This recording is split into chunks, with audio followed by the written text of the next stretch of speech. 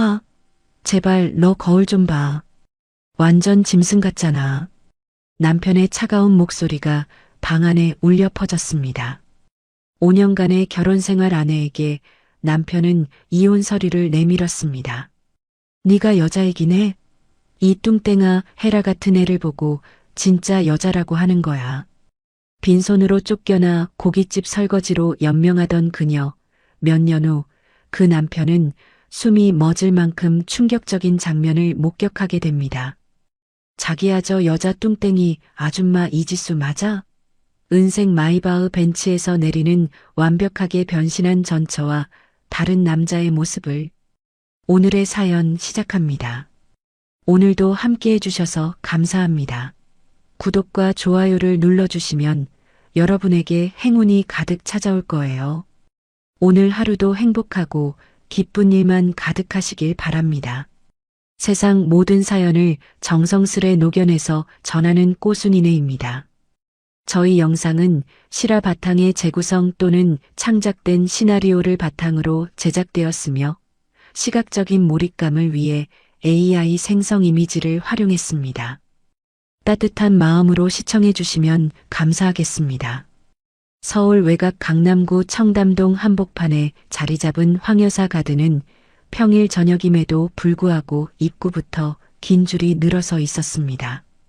3층 규모의 거대한 한옥 건물은 은은한 조명에 둘러싸여 마치 궁전처럼 위엄있게 서 있었고 발레 파킹 구역에는 벤츠와 BMW, 아우디 같은 고급 차량들이 즐비했습니다. 오후 7시 정각 은색 마이바흐 벤츠 한 대가 서서히 가게 정문 앞에 멈춰 섰습니다. 차량이 완전히 정차하자마자 발렛 지배인이 뛰어와 조수석 문을 정중히 열었습니다. 먼저 내린 것은 키가 훤칠하고 단정한 인상의 남자였습니다. 한준우는 최고급 이탈리아산 네이비 수트에 빛나는 다이아몬드 시계를 차고 있었고 그의 움직임 하나하나에서 성공한 변호사의 품격이 느껴졌습니다. 준우가 운전석 쪽으로 돌아가 차문을 잡자 그 안에서 한 여성이 우아하게 발을 내디뎠습니다. 이지수였습니다. 과거 뚱뚱하고 초라했던 모습은 온데간데 없었고 대신 여신 같은 자태의 아름다운 여인이 나타났습니다. 지수는 깊은 와인색 실크 원피스를 입고 있었는데 드레스는 그녀의 완벽하게 조각된 몸매를 한치의 흠도 없이 감쌌습니다. 목에는 다이아몬드 목걸이가 은은하게 반짝였고 발끝까지 세련되게 완성된 그녀의 모습은 지나가는 사람들의 시선을 모두 사로잡았습니다. 준우가 지수의 손을 잡고 에스코트하자 지수는 우아한 미소를 지으며 그의 팔에 자연스럽게 팔을 걸었습니다.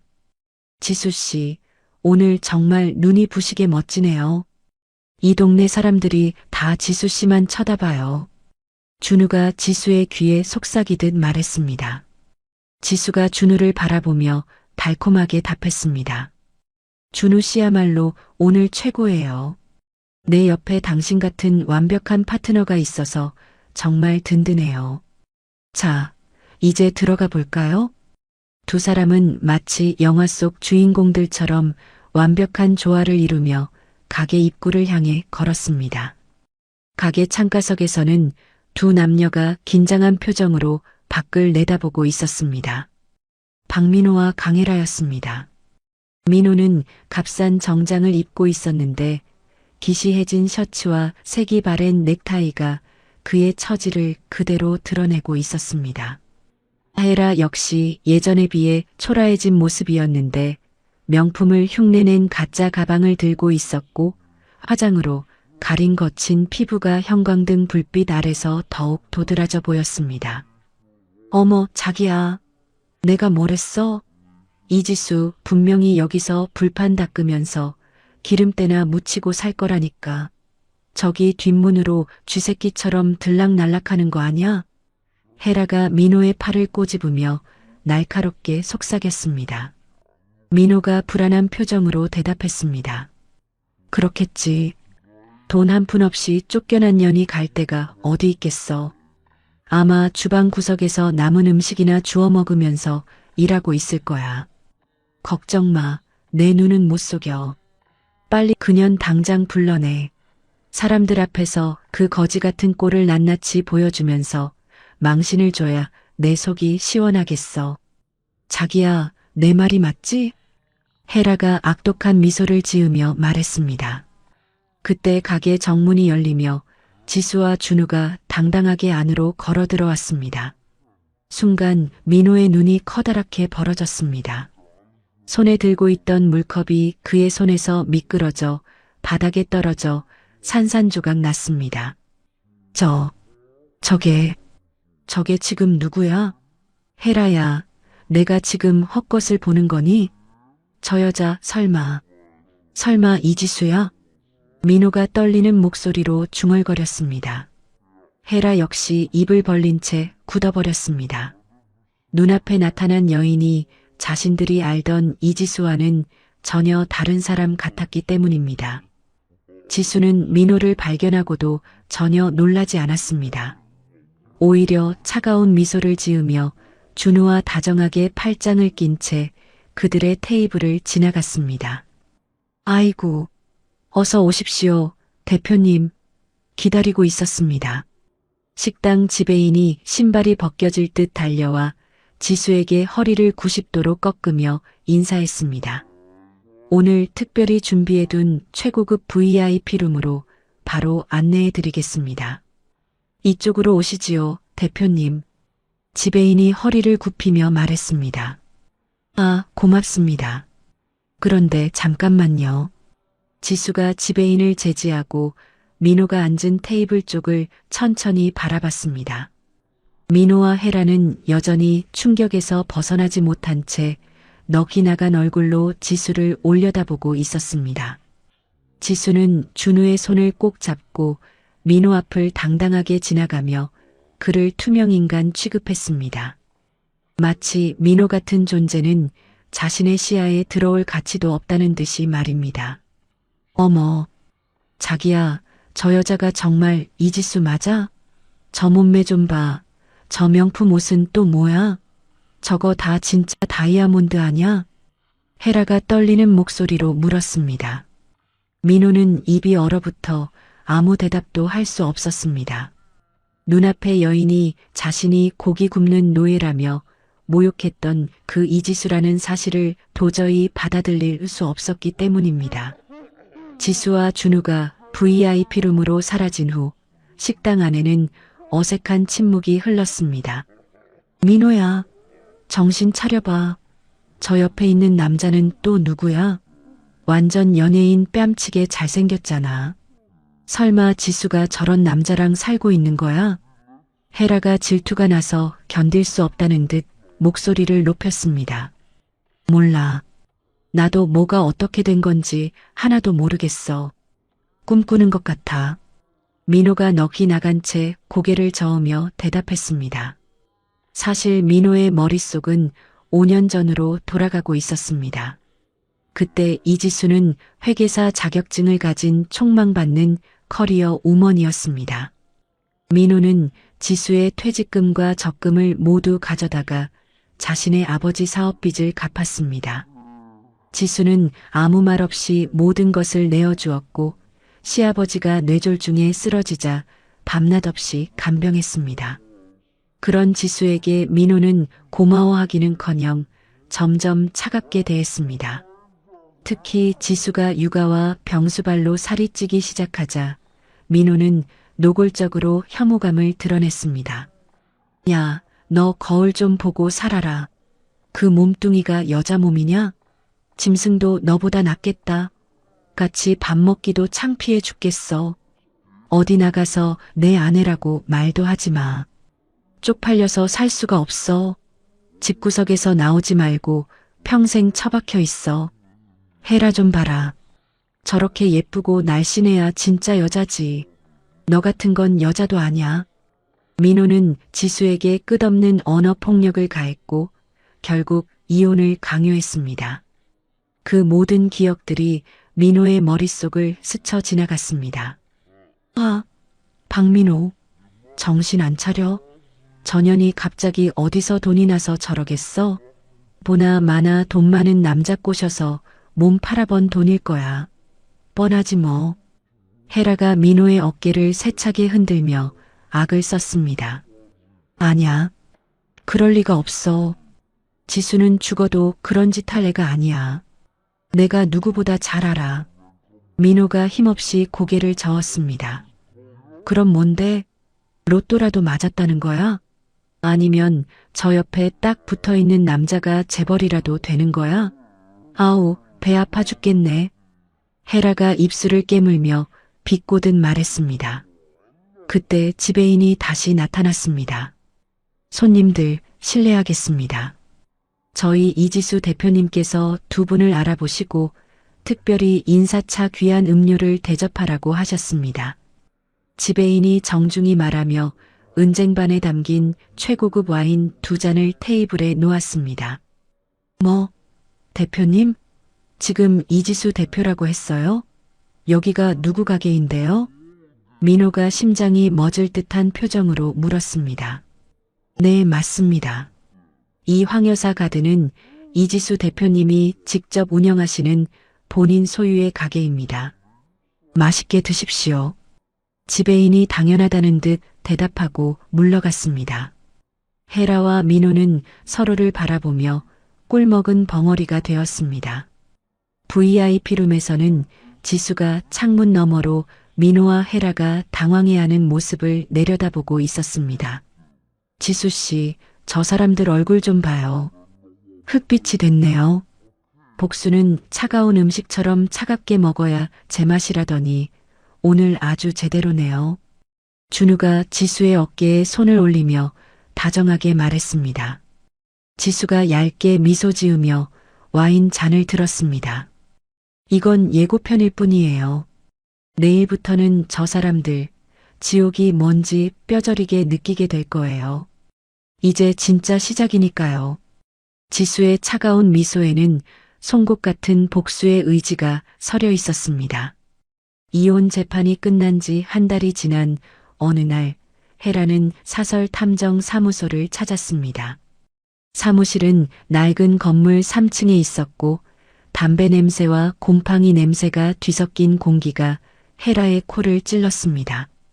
저기요, 이지수라는 여자 좀 샅샅이 뒤져주세요.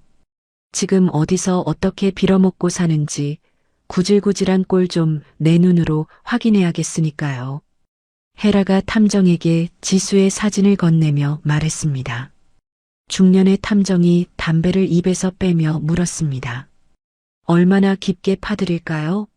그냥 위치만 알면 됩니까? 아니면 속사정까지 다 탈탈 털어드릴까요? 전부 다요.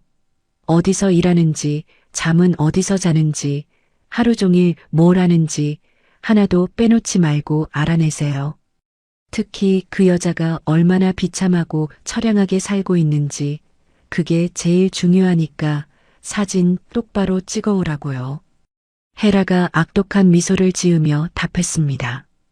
일주일 후 탐정은 헤라에게 두툼한 봉투를 건넸습니다. 찾으시는 그 여자 말입니다. 황여사 가든이라는 고깃집에서 식모살이하고 있습니다. 주방 구석에 처박혀서 온종일 시커먼 불판 닦고 설거지통에 손 담그는 게 일이던데요. 탐정이 사진들을 펼치며 설명했습니다. 사진 속 지수는 기름때 묻은 앞치마를 두르고 무거운 쇠 그릇들을 나르고 있었습니다. 땀에 젖은 머리카락이 얼굴에 달라붙어 있었고 손은 세제와 뜨거운 물 때문에 빨갛게 부어 있었습니다. 이 여자 독종이더라고요. 매일 새벽 4시만 되면 눈을 떠서 밤 11시까지 쉬지도 않고 몸을 놀려요. 노는 날도 없이 아주 기계처럼 일만 하더군요. 탐정이 계속 설명했습니다. 사는 꼴도 가관입니다. 식당 바로 옆에 붙은 코딱지만 한쪽 방에서 지내는데 방이 딱 3평이나 될까 싶네요. 화장실도 밖에 있어서 한겨울엔 아주 죽어날 겁니다. 헤라가 사진을 보며 크게 웃었습니다. 어머, 꼴 좋다. 완전 거지 깽깽이가 다 됐네. 민호 씨한테 이 사진들 다 보여줘야지. 지가 버린 여자가 얼마나 바닥까지 추락했는지 알면 아주 속이 시원해할 거야. 호호호. 헤라가 손뼉을 치며 말했습니다. 그날 저녁 헤라는 민호에게 지수의 사진들을 보여줬습니다. 민호 씨, 이것 좀 봐. 내 말이 맞았지? 이지수 전현 지금 고깃집에서 불판이나 닦으면서 입에 풀칠하고 있다니까. 꼴 좀 봐. 아주 괴물이 다 됐어. 헤라가 민호의 옆구리를 쿡쿡 찌르며 말했습니다. 민호는 사진을 보며 복잡한 표정을 지었습니다. 한편으로는 우월감이 들었지만 다른 한편으로는 왠지 모를 불편함을 느꼈습니다. 자기야, 우리 저 식당에 한번 가보는 거 어때? 헤라가 제안했습니다. 민호가 망설이며 물었습니다. 에이, 굳이 거기까지 가서 뭐 하려고? 엮여봤자 좋을 거 없잖아. 왜긴 왜야. 전현이 얼마나 비참하게 무너졌는지 우리 눈으로 직접 확인해야지. 그리고 우리가 얼마나 호강하며 잘 살고 있는지 똑똑히 보여주면서 길을 확 죽여놓자고. 생각만 해도 신나지 않아? 헤라가 눈을 반짝이며 대답했습니다. 한편 황 여사 가든 주방에서는 지수가 바쁘게 움직이고 있었습니다. 그녀는 수백 개의 불판을 깨끗하게 닦아내며 손끝이 까지도록 일했습니다. 지수야, 너 그러다 손목 다 나간다. 고집 부리지 말고 저건 좀 뒀다 해. 애손이 이게 뭐냐, 퉁퉁 불어서. 황 여사가 지수의 손을 보며 걱정스럽게 말했습니다. 지수가 환한 미소를 지으며 대답했습니다. 아니에요, 할머니. 저는 지금 이렇게 땀 흘리며 일하는 게 정말 좋아요. 몸이 힘들어야 잡생각도 안 나고 마음이 편해지거든요. 하지만 지수의 마음속에는 복수의 불꽃이 활활 타오르고 있었습니다. 매일 밤 그녀는 경제신문을 읽으며 주식 차트를 연구했습니다. 회계사 시절의 예리한 감각을 되살리기 위해 끊임없이 노력했습니다. 지수야, 너 밤마다 잠도 안 자고 공부하니? 너무 무리하지 마라. 몸이 재산이고 자본이야. 내가 건강해야 나중에 뭐든 할 거 아냐. 황 여사가 지수의 어깨를 토닥이며 말했습니다. 네, 할머니. 명심할게요. 그런데 할머니, 저 하나만 부탁드려도 될까요? 지수가 조심스럽게 물었습니다. 부탁? 뭔데 말해봐. 내가 들어줄 수 있는 거면 다 들어주마. 저 식당 장부 좀 제가 한번 봐도 될까요? 예전에 회계 일하던 가닥이 있어서 그런지 숫자 적힌 장부가 너무 그립네요. 지수가 진심 어린 목소리로 말했습니다. 황 여사는 잠시 생각하더니 고개를 끄덕였습니다. 그래, 장부 그거. 어차피 내 조카놈들이 장부를 아주 개판으로 만들어놔서 골치 아파 죽겠다. 내가 눈썰미가 좋으니 한번 싹 훑어봐줘라. 황 여사가 지수를 사무실로 안내했습니다. 지수는 장부를 보자마자 숨겨진 회계 오류들을 발견했습니다. 조카들이 빼돌린 돈이 무려 5억 원에 달했습니다. 할머니, 이거 보통 일이 아니에요. 이 장부에 아주 구멍이 뻥뻥 뚫렸어요. 지수가 황 여사에게 조심스럽게 말했습니다. 황 여사가 긴장한 표정으로 물었습니다. 뭐라고? 구멍이라니? 뭐가 문제냐? 할머니 조카분들이 식자재 값을 부풀려서 돈을 야금야금 빼돌리고 있었어요. 제가 계산해 보니까 지금까지 가져간 돈이 무려 5억이나 돼요. 증거가 여기 장부에 다 남아 있어요. 지수가 장부를 가리키며 설명했습니다. 황 여사의 얼굴이 순식간에 굳어졌습니다. 뭐야? 5억? 이 천하의 못된 놈들이 내 피 같은 돈을, 내가 지들을 어떻게 거두고 키웠는데 감히 내 등에 칼을 꽂아? 황 여사가 떨리는 목소리로 말했습니다. 할머니, 너무 노여워하지 마세요. 제가 모든 횡령 증거를 하나하나 정리해서 보고서로 완벽하게 만들어 드릴게요. 법대로 처리하실 수 있게 도와드릴게요. 지수가 단호하게 대답했습니다. 그날 밤 지수는 새벽까지 조카들의 횡령 증거를 정리했습니다. 그리고 황 여사에게 완벽한 보고서를 제출했습니다. 지수야, 정말 고맙다. 너 아니었으면 나는 눈 뜨고 코 베일 뻔했어. 내 덕분에 이 도둑놈들 싹 다 잡아낼 수 있겠다. 황 여사가 지수의 손을 꽉 잡으며 말했습니다. 할머니께 은혜를 갚을 수 있어서 제가 더 기뻐요. 이제 걱정 마세요. 지수가 진심으로 답했습니다. 황 여사는 그날부터 지수를 다르게 보기 시작했습니다. 지수의 뛰어난 능력을 알아본 황 여사는 지수에게 더 큰 책임을 맡겼습니다. 지수야, 이제 주방 일은 그만하고 식당 경영 전체를 내가 맡아서 좀 도와줘라. 나는 이제 늙어서 계산기 두드리는 것도 힘들고 예전 같지 않다. 내 실력이면 이 식당, 나라를 구하고도 남겠다. 황 여사가 지수에게 말했습니다. 정말요, 할머니? 저 같은 이혼녀한테 이렇게 큰 일을 맡기셔도 괜찮겠어요? 지수가 겸손하게 물었습니다. 이혼이 무슨 죄냐? 너는 내 조카놈들 100명, 1000명보다 훨씬 똑똑하고 믿음직해. 내 눈은 틀림없으니까 군말 말고 맡아. 황 여사가 지수의 어깨를 두드리며 말했습니다. 지수는 매달 받는 월급을 저평가된 우량주에 투자하기 시작했습니다. 그리고 극단적인 소식과 운동을 통해 체중 감량에도 매진했습니다. 한편 민호는 헤라의 끝없는 쇼핑 요구 때문에 스트레스를 받고 있었습니다. 자기야, 나 저 가방 꼭 사야 돼. 친구들은 다 명품백 들고 나오는데 나만 이게 뭐야. 창피해서 얼굴을 못 들겠어. 빨리 돈 좀 내놔. 헤라가 쇼핑몰에서 투정을 부렸습니다. 에휴, 조금만 참아봐. 내 월급이 화수분도 아니고 매번 어떻게 이렇게 비싼 걸 사주냐. 나도 힘들어 죽겠어. 민호가 난처한 표정으로 말했습니다. 참긴 뭘 참아. 돈 없으면 아파트 담보로 대출 받으면 되잖아. 당신 능력 좋다는 거 다 뻥이었어? 나 사랑한다며. 헤라가 당연하다는 듯 말했습니다. 그건 너무 위험해. 만약에 일 잘못돼서 돈 못 갚으면 우리 길바닥에 나 앉아야 한다고. 민호가 걱정스럽게 말했습니다. 아유, 겁쟁이처럼 왜 그래? 당신 능력 믿고 확 질러봐. 대출받아서 주식이라도 하면 금방 벌 거 아냐. 헤라가 민호의 팔을 흔들며 말했습니다.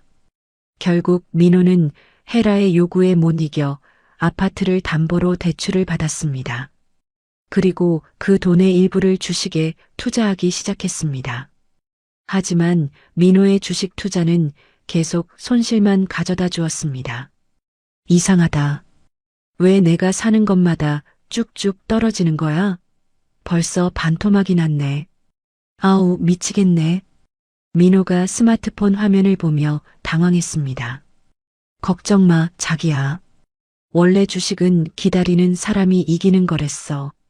곧 수직 상승할 거니까 꼭 참고 기다려봐. 헤라가 아무렇지도 않게 말했습니다. 그 무렵 지수의 투자는 놀라운 수익을 거두고 있었습니다. 회계사 시절의 경험과 황 여사의 조언이 완벽하게 결합되었기 때문입니다. 할머니, 제 투자금이 벌써 2배로 불어났어요. 저도 믿기지가 않아요. 지수가 기쁜 표정으로 황 여사에게 보고했습니다. 허허, 그럼 그렇지. 내가 사람 보는 눈 하나는 끝내준다니까. 지수, 내가 복덩이야, 복덩이. 황 여사가 흐뭇하게 미소 지었습니다. 지수는 수익금으로 더욱 체계적인 투자를 시작했습니다. 그리고 동시에 더욱 철저한 체중 관리를 통해 놀라운 변신을 이뤄냈습니다. 어느 날 저녁 거울을 본 지수는 자신도 놀랄 만큼 달라진 모습에 감탄했습니다. 날카로운 턱선과 뚜렷한 이목구비가 다시 살아났고 건강하고 탄탄한 몸매를 되찾았습니다. 이제 정말 때가 됐어. 박민호, 강혜라. 너희들이 나를 버리고 비웃었던 거 이제 똑똑히 갚아줄게. 기대해. 지수가 거울 속 자신을 보며 차가운 미소를 지었습니다. 지수가 식당 경영에 참여한 지 2년이 지난 어느 겨울날 황 여사가 갑작스럽게 쓰러졌습니다. 그날 아침 황 여사는 평소와 다름없이 식당 오픈 준비를 하고 있었는데 갑자기 가슴을 움켜쥐며 바닥에 주저앉았습니다. 어머, 할머니. 할머니 정신 좀 차려보세요. 제 목소리 들리세요? 할머니. 지수가 황 여사를 발견하고 급하게 달려가 황 여사를 부축했습니다. 거기 서 있지 말고 빨리 119에 전화해요. 어서 응급실로 가야 한다고요. 빨리. 지수가 직원들에게 비명을 지르듯 소리쳤습니다. 병원에서 내린 진단은 급성 심근경색이었습니다. 다행히 생명에는 지장이 없었지만 당분간 안정을 취해야 한다는 의사의 말에 지수는 마음이 무거웠습니다. 지수야. 아이고, 이 노인네가 죽을 때가 됐나 보다.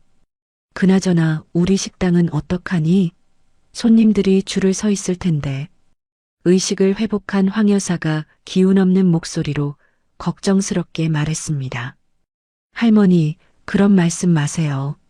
식당 걱정은 요만큼도 하지 마시고 몸 추스르는 데만 신경 쓰세요. 제가 밤을 새워서라도 다 알아서 할게요. 약속해요. 지수가 황 여사의 손을 꽉 잡으며 다짐했습니다. 하지만 황 여사가 입원했다는 소식은 곧 그녀의 조카들에게 전해졌습니다. 조카들은 이때를 기다렸다는 듯이 식당으로 몰려왔습니다. 아, 이지수. 내가 뭔데 남의 집 귀한 식당 안방마님 노릇을 하고 있어? 당장 그 자리에서 안 내려와. 황 여사의 조카 황태식이 지수를 향해 삿대질을 하며 소리쳤습니다. 이모가 저렇게 쓰러지신 거 보니까 이제 끝났어. 우리가 온 김에 이 복잡한 식당 싹 다 정리해 버려야겠네. 너 같은 게 끼어들 자리가 아니야.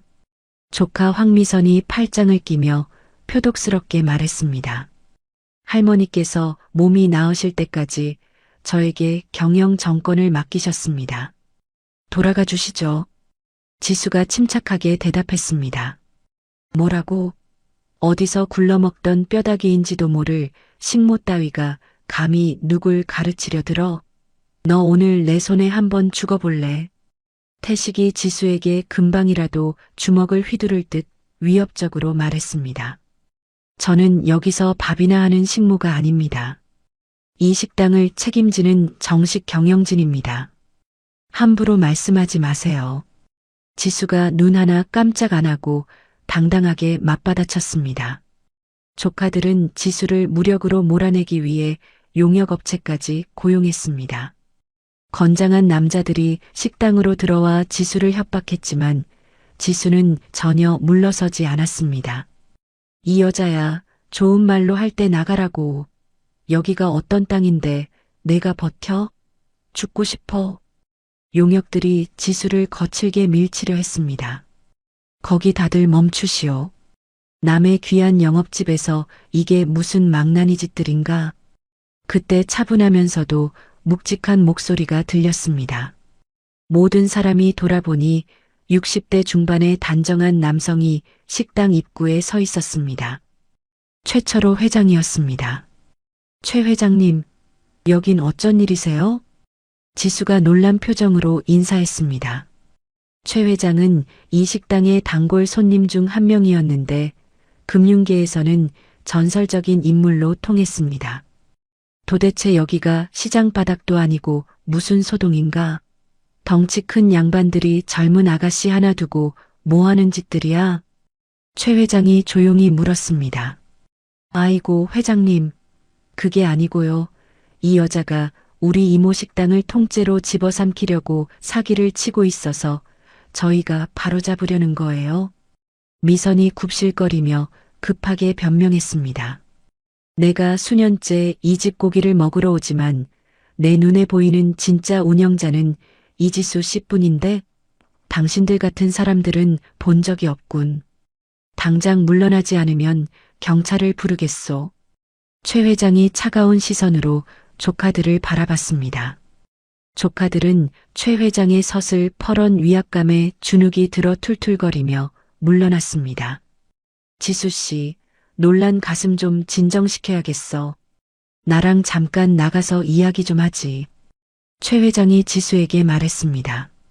지수는 최 회장과 함께 조용한 카페로 갔습니다. 황 여사가 갑자기 쓰러졌다니 마음이 아프군.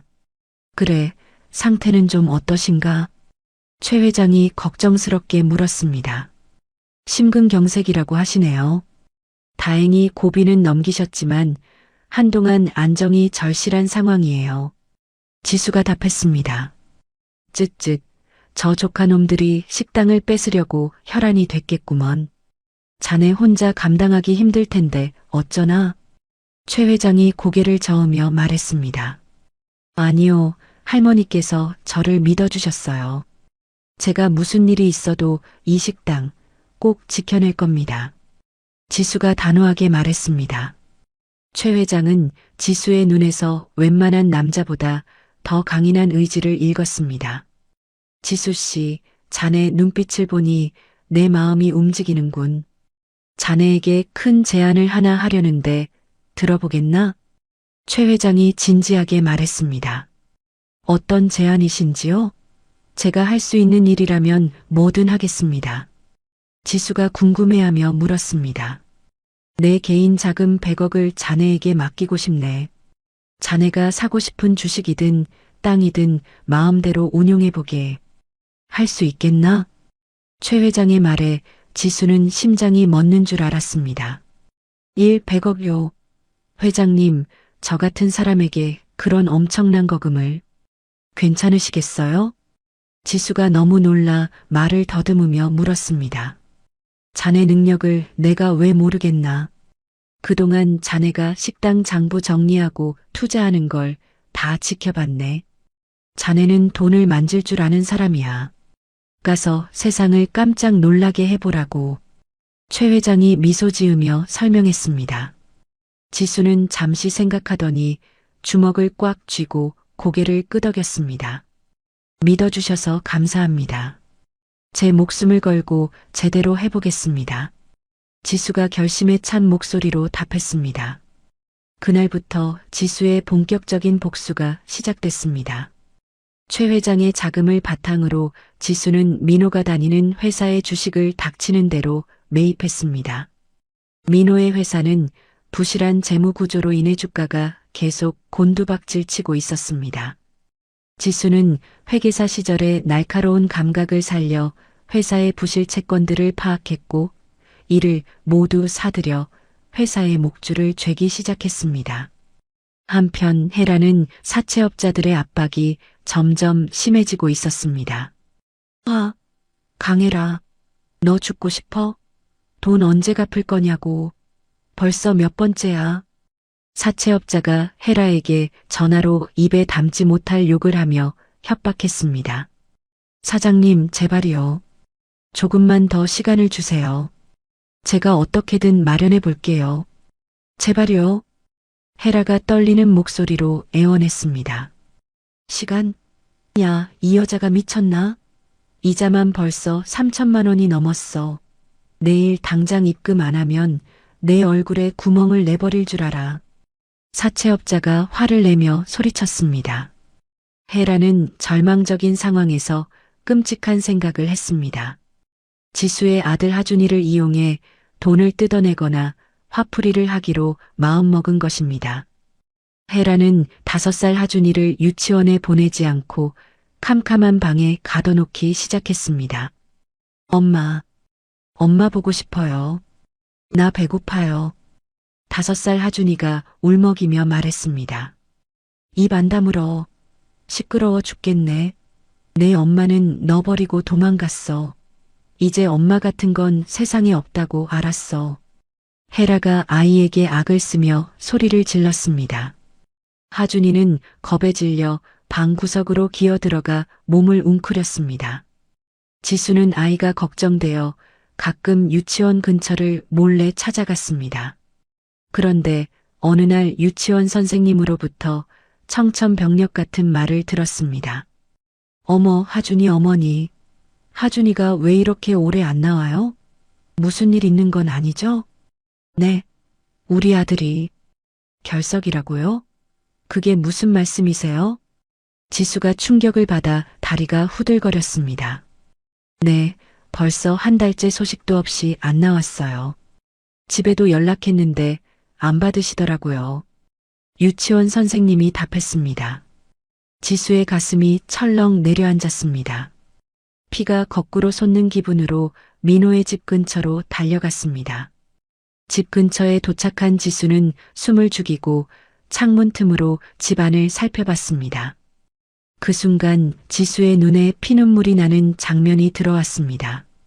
헤라가 어린 하준이에게 차가운 물을 끼얹으며 미친 듯이 소리를 지르고 있었습니다. 엄마, 엄마, 잘못했어요. 엄마 보고 싶어, 으앙. 하준이가 자지러지게 울며 엄마를 찾고 있었습니다. 이 악마 같은 년이 내 자식을. 지수는 당장 문을 부수고 뛰어들어가고 싶었지만 그 순간 누군가가 지수의 어깨를 강하게 붙잡았습니다. 한준우였습니다. 지수 씨, 안 됩니다. 지금 흥분해서 들어가면 오히려 저쪽에서 유괴나 주거침입으로 신고할 겁니다. 그러면 아이를 영영 못 데려올 수도 있어요.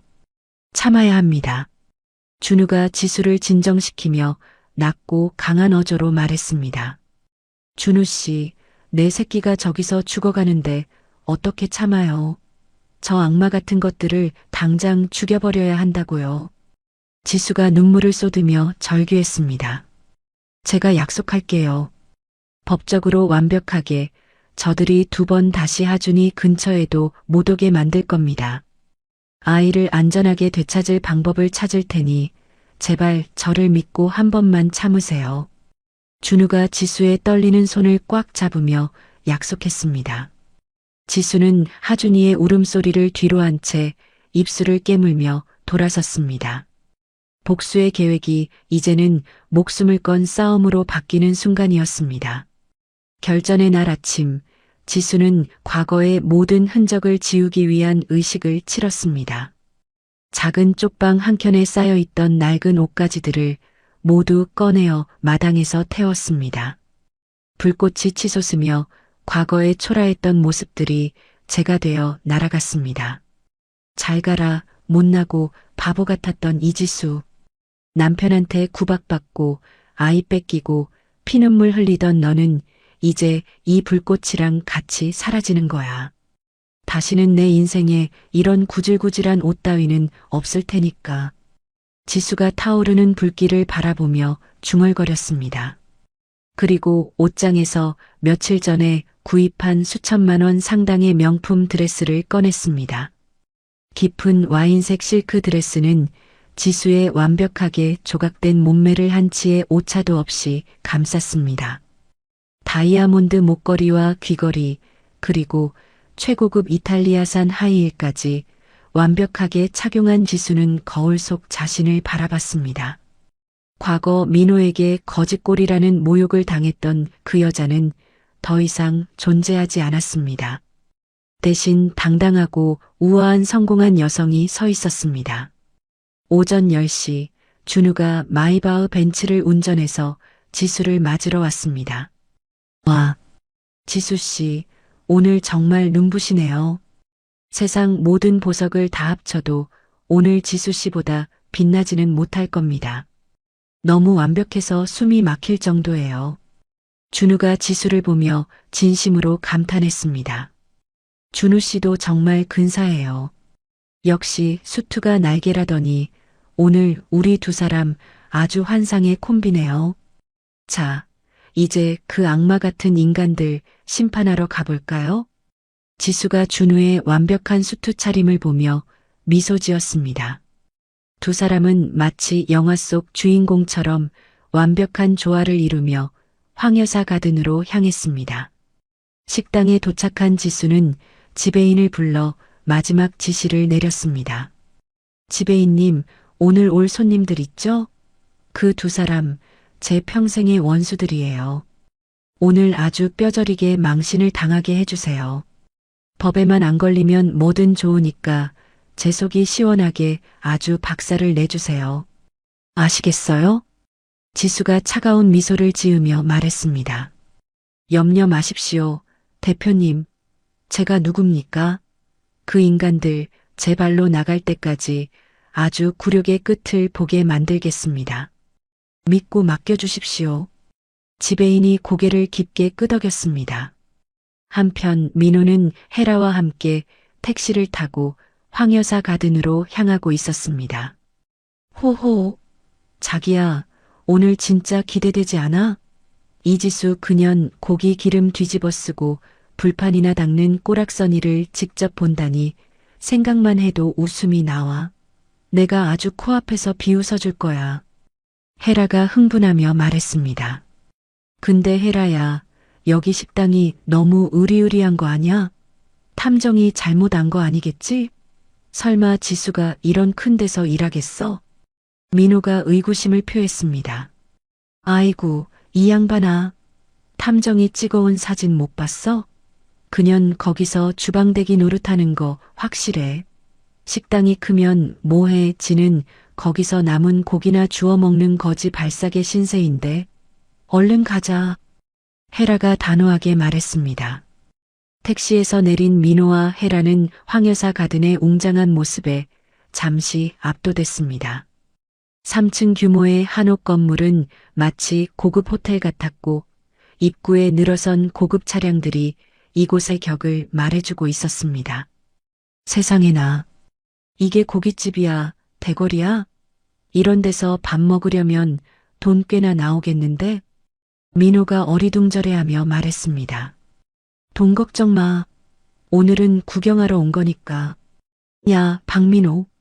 쫄지 말고 들어가자니까. 헤라가 민호의 팔을 끌며 입구로 향했습니다. 식당 안으로 들어선 두 사람은 더욱 놀랐습니다. 고급 호텔 로비를 연상케 하는 인테리어와 정중한 서비스에 주눅이 들었습니다. 어서 오십시오, 손님. 예약하셨나요? 몇 분이신가요? 정장을 차려입은 직원이 공손하게 인사했습니다. 아, 저기요. 여기 혹시 이지수라고 아줌마 한 명 있죠? 뚱뚱하고 못생긴 여자 하나 있을 텐데 그 여자 좀 불러줘요. 헤라가 거만하게 어색한 투로 물었습니다. 직원의 얼굴이 순간 차갑게 굳어졌습니다. 죄송합니다만 지금 저희 대표님을 함부로 말씀하시는 건가요? 성함을 함부로 부르시면 곤란합니다. 직원이 낮고 차가운 목소리로 반문했습니다. 뭐, 대표님, 야, 너 사람 잘못 본 거 아냐? 이지수 걔는 여기서 불판이나 닦는 식모라고.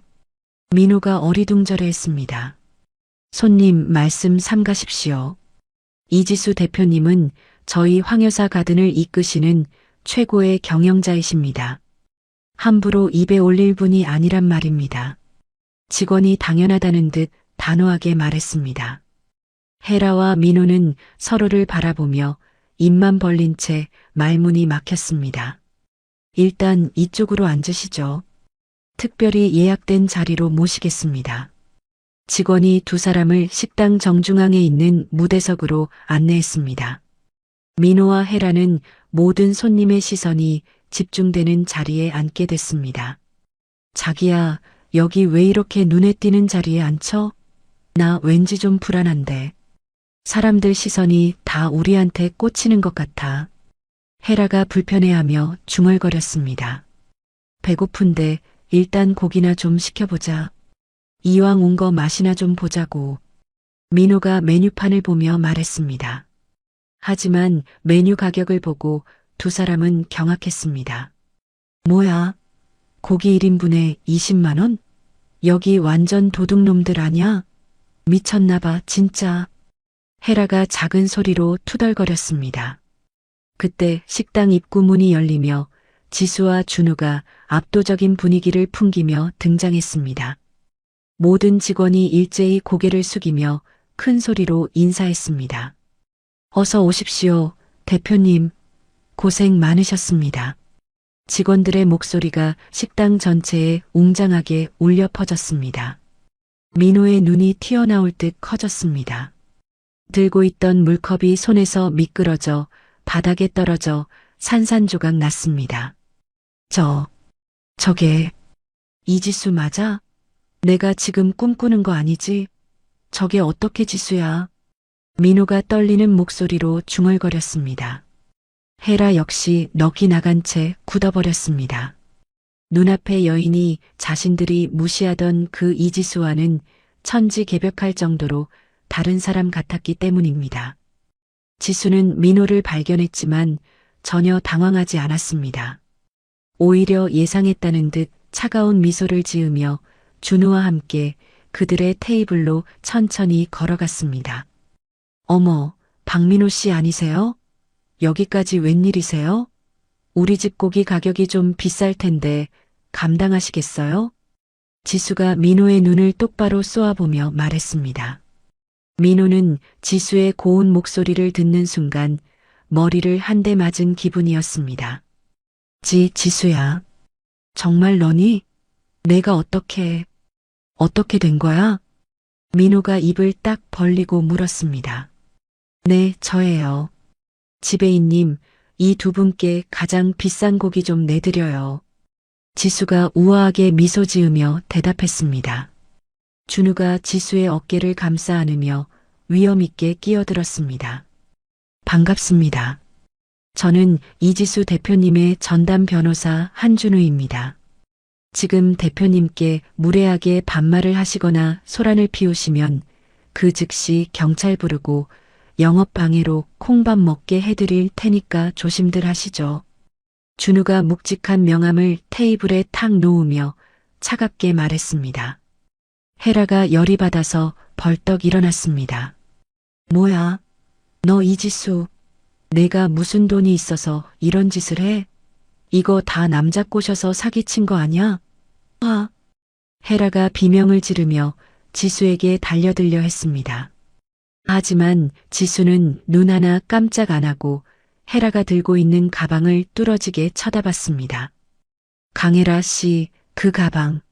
내 허락도 없이 내 방에서 훔쳐간 거잖아요. 결혼 전에 내가 아끼던 내 가방인데 도둑년처럼 잘도 들고 다니네요. 지수가 헤라의 손에서 가방을 거칠게 뺏어들더니 옆에 있는 쓰레기통에 쳐넣어 버렸습니다. 이게 미쳤나? 내 가방 내놔. 저게 얼마짜리인데? 헤라가 발악하며 소리쳤습니다. 도둑질한 물건에 무슨 권리가 있어요? 추잡한 당신 손때 묻어서 더러워졌으니까 그냥 버리는 거예요. 됐죠? 지수가 차갑게 쏘아붙였습니다. 그 순간 식당 벽면에 거대한 화면이 켜지며 충격적인 영상이 흘러나오기 시작했습니다. 헤라가 어린 하준이에게 찬물을 끼얹으며 학대하는 모습, 그리고 민호와 헤라가 침대에서 뒹구는 불륜 현장이 선명하게 재생됐습니다. 식당 안의 손님들이 수군거리며 손가락질을 시작했습니다. 어머, 저 여자 좀 봐. 애를 저렇게 때려? 세상에, 완전 짐승이네, 짐승. 아니, 저기 앉아있는 남자가 그 불륜남이야? 진짜 끼리끼리 노네, 천벌을 받을 인간들. 아니야, 저거 다 가짜야. 조작된 거라고요. 당장 끄라고. 헤라가 미친 사람처럼 소리를 지르며 발악했습니다. 지수는 미리 준비한 두꺼운 서류 뭉치를 민호의 면상에 집어 던졌습니다. 박민호, 당신 회사에서 잘렸어. 그리고 이건 공금 횡령이랑 배임으로 고소한 고소장이야. 감옥 갈 준비나 해. 지수가 얼음장처럼 차가운 목소리로 말했습니다. 그 순간 대기하던 경찰들이 식당으로 들이닥쳐 헤라를 둘러쌌습니다. 강혜라 씨, 공금 횡령 및 사기, 그리고 아동 학대 혐의로 긴급 체포합니다. 묵비권을 행사할 수 있고 변호인을 선임할 수 있습니다. 가시죠. 경찰이 헤라의 손목에 차가운 수갑을 채웠습니다. 해라는 나. 이거 놓으라고. 하며 비명을 질렀고 민호는 그 자리에 털썩 무릎을 꿇고 지수의 바짓가랑이를 붙잡았습니다. 지수야, 내가 죽을 죄를 지었어. 제발 한 번만 살려줘. 우리 하준이 생각해서라도 이러면 안 되잖아. 응? 지수야. 민호가 콧물 눈물을 흘리며 비굴하게 매달렸습니다. 지수는 자기 바지를 잡은 민호의 손을 구두굽으로 사정없이 짓밟았습니다. 당신이 나보고 짐승 같다고, 거지 같다고 침뱉었을 때 말이야. 나는 당신들 무덤을 파고 있었어. 이제 그 구덩이 속으로 곱게 들어가. 우리 하준이 이름 그 더러운 입으로 다신 올리지 마. 지수가 민호의 귀에 대고 낮게 속삭였습니다. 준우와 함께 당당하게 식당을 나서는 지수의 뒷모습은 그 어느 때보다 우아하고 강인해 보였습니다. 복수의 화려한 천막이 내리고 가해자들의 비참한 몰락이 시작되었습니다. 지수는 아이를 되찾은 뒤 성북동에 위치한 3층 규모의 대저택으로 이사했습니다. 24시간 보안 시스템이 완비된 저택은 마치 요새 같았고 넓은 정원에는 아이가 안전하게 뛰어놀 수 있는 공간이 마련되어 있었습니다. 엄마, 여기가 정말 우리 집이야? 운동장처럼 엄청나게 넓다. 나 여기서 이제 마음껏 뛰어놀아도 돼? 하준이가 큰 눈을 반짝이며 물었습니다. 지수가 아이를 품에 꼭 안으며 대답했습니다. 그래, 하준아. 이제 여기가 우리 집이야. 엄마가 나쁜 사람들은 손가락 하나 못 대게 지켜줄 거야. 이제 무서워하지 말고 엄마 옆에 딱 붙어 있어. 알았지? 하준이는 헤라에게 받은 상처로 인해 여전히 악몽을 꾸고 있었습니다. 밤마다 엄마, 살려주세요. 무서워요. 라고 부르며 깨어나는 아이를 보며 지수의 마음은 찢어질 듯 아팠습니다. 하준아, 괜찮아. 엄마 여기 있어. 아무 일도 없어. 그냥 꿈이야. 자, 엄마가 자장가 불러줄 테니까 다시 코 자자. 착하지, 우리 아들. 지수가 아이의 머리를 부드럽게 쓰다듬으며 낮은 목소리로 자장가를 불러주었습니다. 준우는 매일 저녁 지수의 집을 방문했습니다. 그는 아이와 함께 블록을 쌓으며 놀아주고 지수에게는 세상 어디에도 없는 든든한 지원군이 되어주었습니다. 하준아, 이 아저씨. 아니, 아빠가 하준이 주려고 멋진 로봇 장난감 사왔는데 한번 볼까? 이거 봐, 번쩍번쩍하지? 준우가 아이에게 로봇 장난감을 건네며 말했습니다. 와, 아빠 최고. 아빠 나랑 이거 같이 조립해요. 아빠랑 노는 게 세상에서 제일 좋아요. 하준이가 준우에게 달려가 목을 껴안았습니다. 지수는 그 모습을 보며 눈가에 따뜻한 미소를 지었습니다. 준우는 피 한 방울 안 섞인 남이었지만 친아버지인 민호보다 훨씬 더 깊은 사랑으로 아이를 돌보고 있었습니다. 한편 지수의 사업은 날로 번창하여 하늘 높은 줄 모르고 성장하고 있었습니다. 황여사 가든을 세계 어디서나 맛볼 수 있는 글로벌 프랜차이즈로 확장하는 계획이 본격적으로 시작됐습니다. 대표님, 지금 난리도 아닙니다. 미국 뉴욕이랑 일본 도쿄에서 우리 가게 내달라고 문의 전화가 불이 날 정도로 오고 있습니다. 전 세계가 대표님 고기 맛에 푹 빠졌어요. 비서가 들뜬 목소리로 지수에게 보고했습니다. 서두르지 마세요. 하나를 만들어도 우리 한국의 맛을 제대로 보여줘야 하니까요.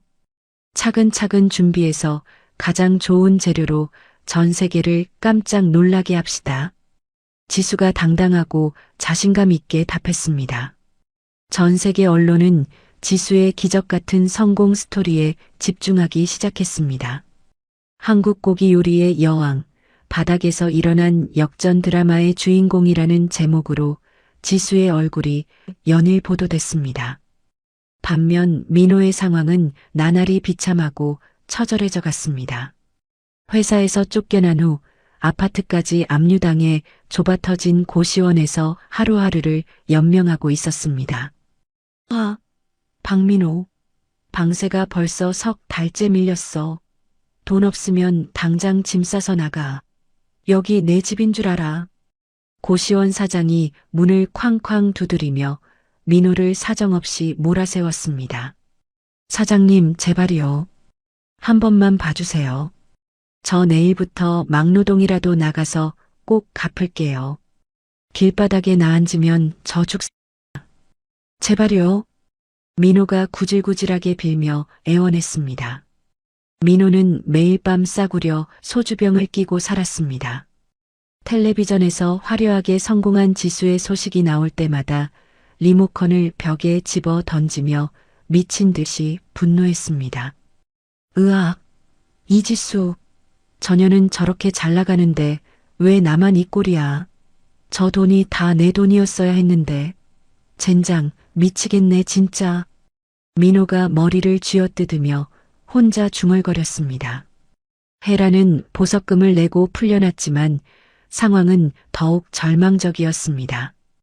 피도 눈물도 없는 사채업자들이 그녀를 시도 때도 없이 찾아와 목을 조이기 시작했습니다. 강혜라, 너 오늘까지 돈 안 내놓으면 내 신장이고 간이고 다 팔아야 할 줄 알아. 우리가 우습게 보여? 어서 돈 내놔. 사채업자가 헤라의 머리채를 휘어잡으며 위협했습니다. 아, 사장님 살려주세요. 제발요. 조금만 더 시간을 주시면 제가 어떻게든 마련해 볼게요. 헤라가 바들바들 떨며 빌었습니다. 절망의 구렁텅이에 빠진 헤라는 마지막 독을 품고 민호에게 전화를 걸었습니다. 민호야, 너 정신 차려. 우리 이대로 죽을 거야? 이지수 그년 납치해서 돈 뜯어내자고. 그년 지금 돈이 썩어난데. 딱 한 번만 제대로 하면 우리 다시 재기할 수 있어. 헤라가 광기 어린 목소리로 제안했습니다. 야, 강혜라. 너 미쳤어? 그건 범죄야. 감옥 가고 싶어? 절대 안 돼. 난 못해. 민호가 질겁하며 거부했습니다. 바보 같은 소리 하지 마. 어차피 우리 인생 이미 끝났어. 굶어 죽나 감옥 가나 똑같다고. 마지막으로 한 방 터뜨려서 인생 역전해야지. 억울하지도 않아. 빨리 결심해. 헤라가 끈질기게 민호를 설득했습니다. 결국 눈앞이 캄캄했던 민호는 헤라의 악마 같은 속삭임에 넘어가고 말았습니다. 그 무렵 지수는 황 여사의 퇴원을 맞아 세상에서 가장 성대한 파티를 준비했습니다. 최고급 호텔 연회장을 통째로 빌려 황 여사에게 감사의 마음을 표현하고 싶었습니다. 할머니, 정말 고생 많으셨어요. 할머니가 저 믿어주신 덕분에 제가 여기까지 올 수 있었어요. 평생 할머니 은혜 잊지 않고 잘 모실게요. 지수가 황 여사의 주름진 손을 꼭 잡으며 눈시울을 붉혔습니다. 지수야, 너는 이제 남이 아니라 내 친딸이나 다름없다. 내가 눈 감기 전에 너 같은 보물을 만나서 정말 다행이야. 자, 이거 받아라. 황 여사가 지수에게 두꺼운 서류 봉투를 건네며 말했습니다. 이게 뭐예요, 할머니? 봉투가 왜 이렇게 무거워요? 지수가 서류를 확인하고는 눈이 휘둥그레졌습니다. 내 모든 재산, 건물이며 땅이며 다 너한테 물려주마. 내 실력이면 이거 훨씬 더 크게 키울 수 있을 거야. 내 마지막 선물이다. 황 여사가 인자하게 미소 지으며 답했습니다. 지수는 가슴이 벅차올라 눈물을 펑펑 쏟았습니다. 그날 저녁 지수는 하준이의 6번째 생일 파티도 함께 열었습니다. 서울 중심가의 유명 호텔을 통째로 빌려 풍선을 달고 아이의 생일을 축하했습니다. 우리 하준이 6살 생일 정말 축하해. 촛불 불기 전에 소원 빌어야지. 자, 하나 둘 셋. 지수가 케이크에 촛불을 켜며 환하게 웃었습니다. 엄마 고마워요. 내 소원은 우리 엄마랑 아빠랑 평생 행복하게 사는 거예요. 나 지금 너무너무 행복해요. 하준이가 활짝 웃으며 큰 소리로 대답했습니다. 준우도 아이를 위해 아주 특별한 선물을 준비했습니다. 하준아, 밖을 좀 봐. 내가 갖고 싶어 하던 최신형 자전거다. 이제 아빠랑 공원 가서 신나게 타보자. 어때? 준우가 아이에게 반짝이는 새 자전거를 보여주었습니다. 와, 진짜 멋지다. 아빠 사랑해요. 우리 내일 당장 타러 가요. 하준이가 기뻐서 펄쩍펄쩍 뛰며 소리를 질렀습니다. 지수는 아이가 웃음을 되찾고 행복해하는 모습에 자신의 인생에서 가장 찬란한 순간을 느꼈습니다. 하지만 그 행복은 눈 깜짝할 사이에 산산조각이 났습니다. 그 다음날 아침 지수의 휴대폰이 비명처럼 울렸습니다. 대표님, 큰일 났습니다. 하준군이 유치원 버스에서 내리지 않았어요. 아무리 찾아도 안 보입니다. 유치원 선생님의 다급하고 떨리는 목소리가 수화기 너머로 들려왔습니다. 지수의 얼굴은 순식간에 시체처럼 하얗게 질려버렸습니다. 뭐라고요? 그게 무슨 소리예요? 우리 하준이가 어디 갔다는 거예요? 똑바로 말해요. 지수가 숨이 막히는 듯 떨리는 목소리로 물었습니다. 버스 기사님 말로는 하준이를 데려간 사람이 따로 있었다고 합니다. 지인이라고 하면서 애를 데리고 갔다는데 어떡하죠? 선생님이 울먹이며 설명했습니다. 지수는 다리에 힘이 풀려 휴대폰을 떨어뜨린 채 바닥에 주저앉았습니다. 안 돼. 하준아, 내 새끼 어디 갔어? 하준이가 사라졌어. 누군가 우리 애를 잡아갔다고요. 지수가 가슴을 쥐어뜯으며 절규했습니다. 준우가 급히 지수를 부축하며 강한 어조로 말했습니다. 지수 씨, 정신 차려야 합니다. 제가 바로 위치 추적하고 제 인맥 다 동원할게요. 하준이 머리카락 하나 안 다치게 꼭 찾아올 겁니다. 절 믿으세요. 준우가 즉시 자신의 네트워크를 가동해 아이를 찾기 시작했습니다. 정확히 1시간 후 헤라로부터 영상통화가 걸려왔습니다. 화면이 켜지자 지수는 비명을 질렀습니다. 화면 속 하준이는 차가운 의자에 꽁꽁 묶인 채 눈물 범벅이 되어 울고 있었습니다. 엄마, 나 무서워요. 살려주세요. 으앙. 하준이가 목이 터져라 울부짖었습니다. 하준아, 내 새끼. 야, 강해라. 너 이 미친년아. 당장 우리 아이 안 풀어줘. 너 내가 죽여버릴 거야. 지수가 화면을 부여잡고 오열하며 소리쳤습니다. 어머, 이지수 대표님? 목소리 좀 낮추시지? 하준이 목숨 살리고 싶으면 당장 현금으로 100억 준비해서 혼자 튀어와. 경찰 부르는 순간 내 금쪽 같은 아들 얼굴을 내가 아주 예쁘게 난도질해 줄 테니까. 알았어.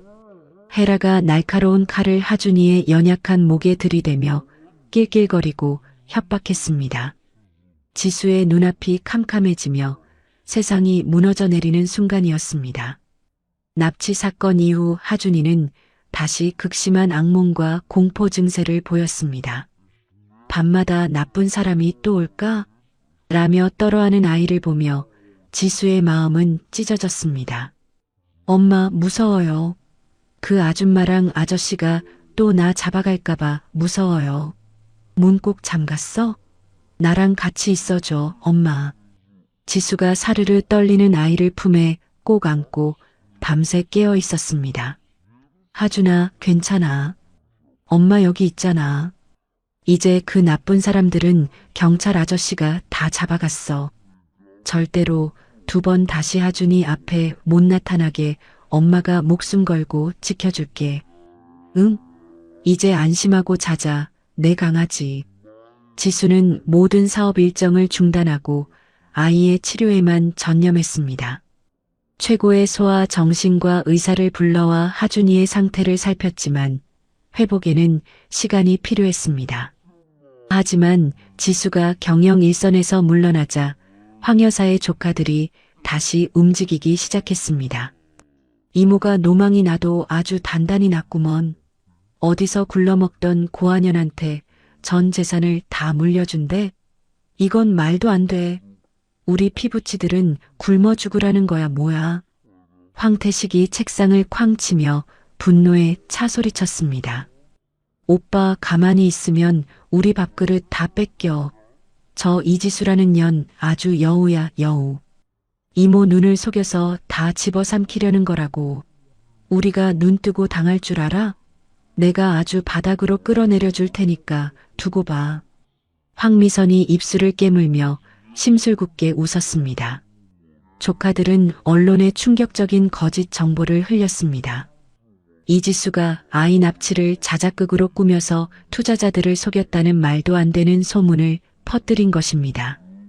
다음 날 아침 모든 신문과 인터넷 뉴스에 악의적인 기사들이 쏟아졌습니다. 세상에 이것 좀 봐. 요식업계 여왕의 충격적인 진실? 자작극 의혹에 휩싸인 이지수? 아니, 사람들이 어떻게 이런 거짓말을 믿을 수가 있어. 지수는 신문을 보며 경악했습니다. 이건 말도 안 돼.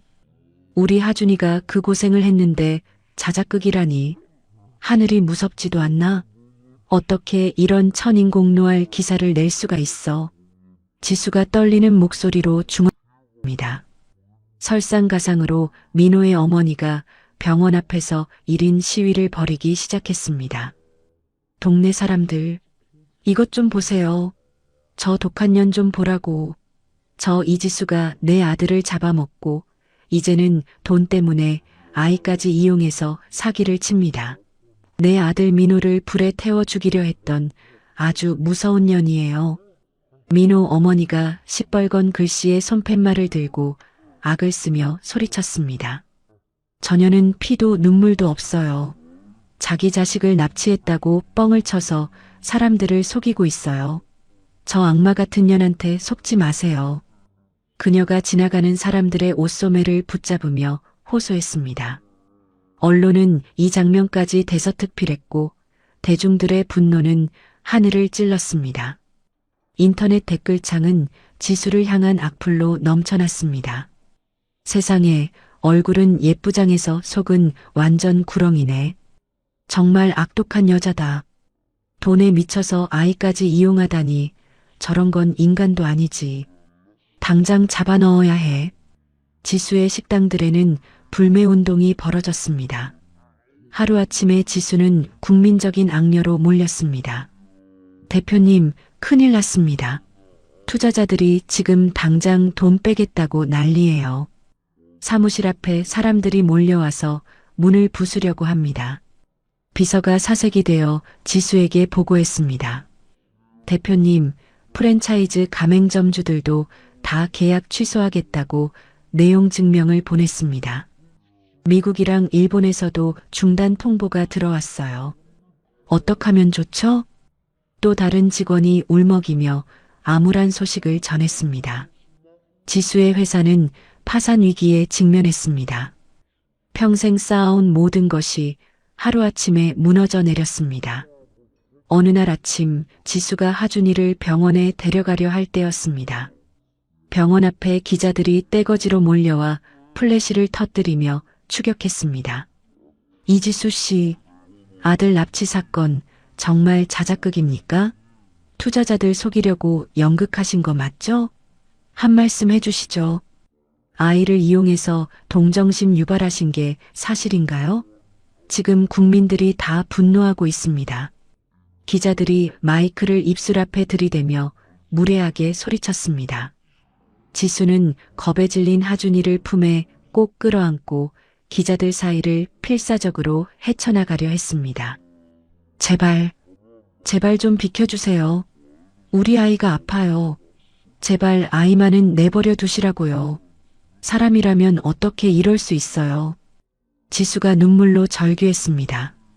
하지만 기자들은 하이에나처럼 멈추지 않았습니다. 카메라 플래시가 번쩍이며 터지자 하준이는 자지러지게 놀라며 엄마 품에서 온몸을 떨었습니다. 엄마, 무서워. 저 아저씨들이 나 또 잡아가는 거야? 엄마, 살려줘. 으앙. 하준이가 숨이 넘어갈 듯 울부짖었습니다. 그 모습을 본 지수는 더 이상 참을 수 없었습니다. 그만해요. 다들 미쳤어요. 우리 아이가 무슨 잘못이 있다고 이 어린 것을 괴롭히는 거냐고요. 당신들도 자식 키우는 사람 맞아요. 지수가 핏대를 세우며 눈물을 흘리며 소리쳤습니다. 하지만 언론은 지수의 이 처절한 눈물까지도 악어의 눈물, 가짜 연기라고 비난하며 기사를 쏟아냈습니다. 그날 저녁 지수는 병실에 있는 황 여사를 찾아갔습니다. 할머니, 저 때문에 할머니가 일평생 일구신 식당까지 다 망하게 생겼어요. 저 어떡해요? 정말 죽고 싶은 심정이에요. 지수가 황 여사의 마른 손을 붙잡고 통곡하며 눈물을 흘렸습니다. 지수야, 고개 들어라. 하늘이 무너져도 솟아날 구멍은 있는 법이야. 진실은 아무리 가려도 언젠가 햇빛 아래 드러나게 돼 있어. 너만 떳떳하면 된다. 황 여사가 지수를 인자하게 위로했습니다. 하지만 할머니, 세상 사람들이 다 저한테 돌을 던져요. 아무도 제 말을 믿어주지 않아요. 저 혼자 힘으로는 너무 벅차요. 지수가 절망적으로 말했습니다. 지수야, 잘 들어라. 비바람이 불어야 뿌리가 더 단단해지는 거야. 진정한 강자는 바다 끝까지 떨어졌을 때 다시 박차고 일어나는 법이야. 기운 내라. 황 여사가 지수의 어깨를 툭툭 두드리며 격려했습니다.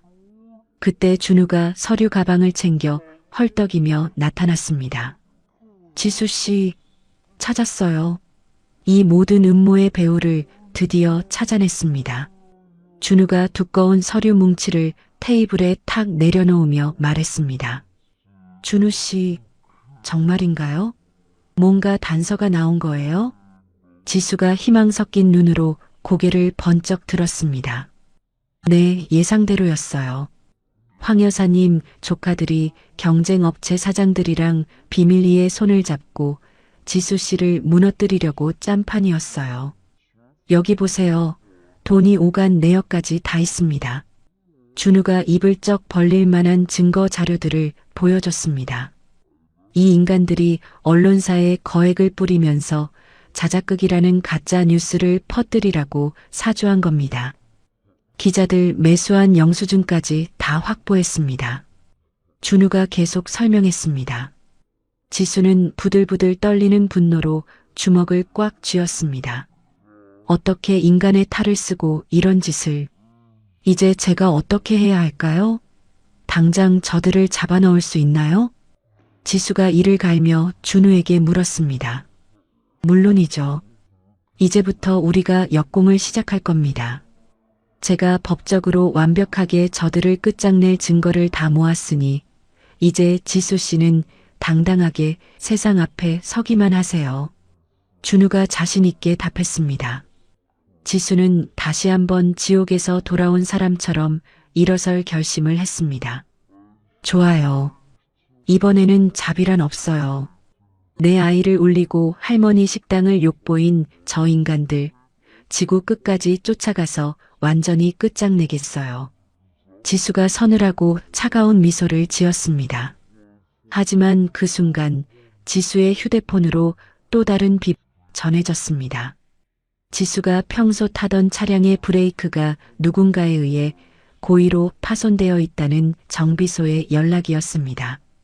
사모님, 큰일 날 뻔했습니다. 차량 점검을 해보니까 브레이크 호스가 칼로 그은 것처럼 잘려 있어요. 누군가 의도적으로 손을 댄 게 확실합니다. 운전하셨으면 그대로 골로 가실 뻔했어요. 정비공이 심각하고 겁에 질린 표정으로 말했습니다. 지수와 준우는 서로의 얼굴을 바라보며 경악했습니다. 설마 조카들이 이제는 내 목숨까지 노리는 건가요? 돈에 미쳐서 살인까지 하려고 들다니. 준우가 분노하며 말했습니다. 위기는 아직 끝나지 않았고 적들의 공격은 이제 지수의 생명까지 위협하며 더욱 잔인해지고 있었습니다. 지수는 퇴원하자마자 휠체어를 타고 기자회견장에 나타났습니다. 팔에는 깁스를 하고 있었지만 그녀의 눈빛은 그 어느 때보다 강렬했습니다. 기자회견장은 수백 명의 기자들로 가득 찼습니다. 모든 카메라가 지수를 향해 있었고 긴장감이 감돌고 있었습니다. 안녕하십니까? 세상 사람들이 자작극이나 벌이는 악독한 여자라고 손가락질하던 그 이지수입니다. 다들 저를 잡아먹지 못해 안달이 나셨더군요. 지수가 마이크 앞에 앉으며 침착하지만 뼈 있는 말투로 입을 뗐습니다. 제가 오늘 이 몸을 이끌고 여기까지 온 이유는 단 하나입니다. 더러운 거짓말로 저와 제 아이를 난도질한 인간들의 실체를 낱낱이 밝혀드리기 위해서죠. 지수가 준비해온 서류 뭉치를 테이블에 올렸습니다. 먼저 제가 투자자들을 속이려고 내 새끼를 납치하는 쇼를 했다고요? 여기 이 첫 번째 자료를 똑똑히 봐주십시오. 지수가 첫 번째 자료를 들어 올렸습니다. 이건 납치 당일의 CCTV 영상과 그 파렴치한 인간들이 저를 협박한 통화 녹음 파일입니다. 여러분의 그 고매한 눈으로 직접 확인해 보시죠. 이게 연기인지 실제 상황인지. 지수가 단호하게 말하자 대형 스크린의 납치 당시의 생생한 영상이 재생됐습니다. 헤라가 하준이를 향해 칼을 휘두르며 협박하고 민호가 그 옆에서 비겁하게 떨고 있는 모습이 적나라하게 드러났습니다. 기자들이 아니 세상에 하며 웅성거리기 시작했습니다. 그리고 이것은 저를 국민 악녀로 몰아세웠던 배후 세력들의 실체입니다. 여기 이 두 번째 자료를 봐주세요. 지수가 두 번째 자료를 공개했습니다. 황 여사님의 조카들이 제 경쟁업체와 짜고 가짜 뉴스를 퍼뜨린 증거입니다. 돈에 미쳐서 피부치 같은 할머니의 식당을 무너뜨리려 한 인간들이죠. 준우가 지수 옆에서 구체적인 자료들을 설명했습니다. 여기 보시는 것처럼 언론사에 수억 원의 뇌물을 뿌린 통장 내역과 이지수를 매장하라고 지시한 녹음 파일까지 모두 확보했습니다. 이건 명백한 범죄입니다. 준우가 냉정하고 위험 있게 발표했습니다. 그 순간 화면 한쪽에서는 황태식과 황미선이 경찰의 수갑이 채워진 채 연행되는 장면이 생중계됐습니다. 살인 미수 및 횡령 혐의로 체포되는 것이었습니다. 마지막으로 제가 타던 차의 브레이크를 고의로 파손한 것도 바로 이 인간들의 짓이었습니다. 여기 정비보고서에 다 나와 있습니다. 지수가 정비보고서를 높이 들어 올리며 공개했습니다. 이건 단순히 질투가 아닙니다. 저를 죽여서 입을 막으려 했던 명백한 살인 미수입니다. 저와 제 아이를 사지로 몰아넣은 이 인간들을 저는 절대로 용서하지 않을 겁니다. 지수의 서슬 퍼런 말에 기자회견장이 술렁이다 못해 뒤집어졌습니다. 자, 이제 질문 받겠습니다. 궁금하신 게 더 남았습니까? 지수가 당당하게 말했습니다. 한 기자가 조심스럽게 마이크를 잡았습니다. 이지수 대표님, 그동안 말로 다 못할 고생이 많으셨습니다. 오해가 풀려서 다행입니다. 앞으로의 계획은 어떻게 되시나요? 저는 제 자리를 지킬 겁니다. 당당하게 정당한 사업을 계속해 나갈 것이고요. 저처럼 힘없고 억울한 일을 당해서 피눈물 흘리는 사람들을 돕는 일에 제 인생을 바칠 생각입니다. 지수가 확신에 찬 목소리로 답했습니다. 기자회견이 끝나자 여론이 순식간에 완전히 뒤바뀌었습니다. 불매하자던 목소리는 지수를 응원하자는 운동으로 바뀌었고 게시판에는 지수에게 잘못했다는 사과의 메시지가 구름처럼 몰려들었습니다. 한편 법정에서는 민호와 헤라에 대한 마지막 심판이 내려졌습니다. 피고인 박민호는 제 자식을 납치하도록 교사하고 아동을 학대하며 재산을 가로채려 한 죄질이 매우 불량하므로 징역 15년을 선고한다. 판사가 엄숙하고 준엄하게 말했습니다. 피고인 강혜라는 납치와 횡령, 그리고 입에 담기도 힘든 아동학대 혐의가 인정되므로 징역 20년을 선고한다. 헤라는 20년이라는 판결을 듣자마자 눈이 뒤집혀서 비명을 지르며 울부짖었습니다. 아니야. 판사님, 이건 말도 안 돼요. 내가 왜 감옥에 가야 해? 전현이 다 꾸민 거야. 전현이. 헤라가 미친 듯이 발광하며 소리쳤지만 법정 경위들에게 끌려나갔습니다. 민호는 화상으로 흉측해진 얼굴을 가린 채 힘없이 고개를 푸덕 떨어뜨렸습니다. 지수는 재판정에서 그들의 비참한 뒷모습을 마지막으로 바라봤습니다. 이제 더 이상 가슴속에 응어리진 분노나 증오는 느껴지지 않았습니다. 오직 차가운 해방감뿐이었습니다. 재판이 끝난 후 지수는 모든 것을 다시 되찾을 수 있었습니다. 떠났던 투자자들이 무릎을 꿇고 다시 돌아왔고 끊겼던 프랜차이즈 계약도 물밀듯이 재개됐습니다. 대표님, 지금 사무실 전화가 마비됐습니다. 미국뿐만 아니라 유럽에서도 지수 대표님 브랜드랑 계약하고 싶다고 난리예요. 전 세계로 우리 식당이 뻗어나갈 준비가 됐습니다. 비서가 너무 기뻐서 눈물을 글썽이며 보고했습니다. 서두르지 마세요. 이제 시작이니까 천천히 가장 완벽하게 준비해서 나갑시다. 지수가 단아하게 미소 지으며 답했습니다. 지수는 회사 이름을 자신의 이름을 딴 이지 홀딩스로 정식 변경했습니다. 남의 밑에서 일하던 식모가 아니라 자신만의 거대한 브랜드를 우뚝 세운 것입니다. 그 무렵 준우는 지수에게 진심을 담아 정식으로 프로포즈했습니다. 제주도의 푸른 바다가 내려다 보이는 아름다운 해변가에서 준우가 지수 앞에 무릎을 꿇었습니다. 지수 씨, 그동안 정말 험한 길 같이 오느라 고생 많았어요. 이제 복수의 끝이 아니라 우리 하준이랑 셋이서 새로운 행복을 만드는 파트너가 되어주지 않을래요? 평생 지수 씨 옆에서 방패가 되어주고 싶습니다. 준우가 영롱하게 빛나는 다이아몬드 반지를 꺼내며 떨리는 목소리로 고백했습니다. 네, 준우 씨. 기꺼이 그렇게 할게요. 제 손 잡아주셔서 정말 고마워요. 지수가 감동의 눈물을 흘리며 대답했습니다. 옆에 있던 하준이도 고사리 손으로 박수를 치며 폴짝폴짝 뛰었습니다. 와, 엄마, 이제 정말 준우 아빠랑 우리랑 행복하게 사는 거야? 이제 나쁜 꿈 안 꿔도 되는 거지? 하준이가 천사처럼 순수하게 물었습니다. 그래, 하준아. 이제 우리 가족에게는 눈물 흘리는 일은 없을 거야. 영원히 행복할 거야. 지수가 아이를 꼭 안으며 대답했습니다. 황 여사는 세상을 떠나기 전 지수에게 고향의 아주 넓고 기름진 땅을 유산으로 남겼습니다. 지수야, 이 땅에 너처럼 아프고 상처받은 아이들이 마음 편히 쉴 수 있는 집을 지어주렴. 그게 내 마지막 소원이다.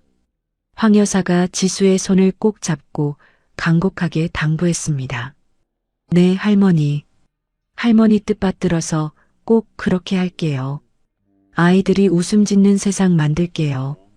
지수가 눈물을 닦으며 약속했습니다. 지수는 곧장 지수재단을 설립하여 미혼모와 경력 단절 여성들, 그리고 홀로 남겨진 아이들을 위한 거대한 지원 사업을 시작했습니다. 한편 민호는 차가운 교도소 독방 바닥에 앉아 지수가 준우와 결혼해 행복해한다는 신문 기사를 보며 피눈물을 흘렸습니다. 이럴 리가 없어. 이건 꿈이야. 이지수가 나 없이 저렇게 잘 살 리가 없다고. 으악. 민호가 화상 입은 흉측한 얼굴을 감싸쥐며 벽에 머리를 박고 절규했습니다. 하지만 그 좁고 어두운 방에서 그의 비명에 귀 기울여주는 사람은 단 한 명도 없었습니다. 헤라는 정신병원 폐쇄병동에 갇혀 매일 지수의 환상을 보며 헛소리를 중얼거렸습니다. 이지수, 내 가방 내놔. 그거 내 거야. 내가 다 가질 거야. 히히, 지수야. 헤라가 벽을 손톱으로 긁으며 지수의 이름을 피가 나도록 새기며 완전히 미쳐버렸습니다. 지수의 복수는 마침내 완벽하게 완성됐습니다. 하지만 그것은 단순히 남을 파괴한 것이 아니라 스스로를 일으켜 세워 수많은 사람을 돕는 아름다운 창조로 끝이 났습니다.